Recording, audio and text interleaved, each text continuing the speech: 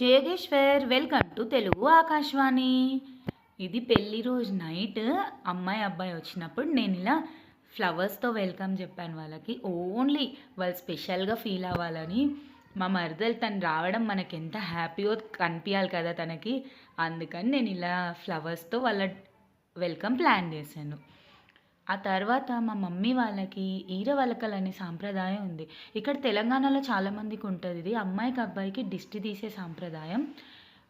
అలా ఇలా వేషం వేసుకొని చాకులకి నిమ్మకాయలు గుచ్చుకొని ఆ నిమ్మకాయలతో అమ్మాయికి అబ్బాయికి దిష్టి తీస్తారనమాట. వీడియో నెక్స్ట్ పార్ట్లో ఉంది, అది చూసి ఎంజాయ్ చేయండి.